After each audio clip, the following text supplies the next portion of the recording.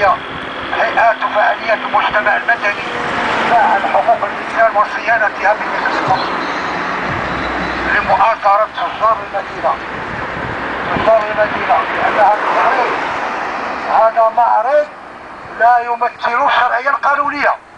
بأن عصابة المافيا العقار اللي كتسير هذا المجلس المالي، لأن عصابة المافيا العقار الفاسد والمستفيد، لأن هذا المعرض ليس بصالح لا ساكنة المدينة ولا التجار. جينا احتجاج باسم الجمعية المغربية لحقوق الإنسان لنؤكد إليكم باسم الجمعية المغربية لحقوق الإنسان في إقليم برشيد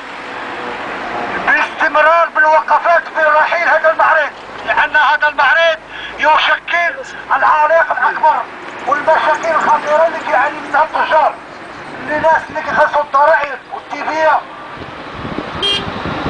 ولأن المجتمع المدني والحقوقي غادي يبقى مستمر مع إلا بالرحيل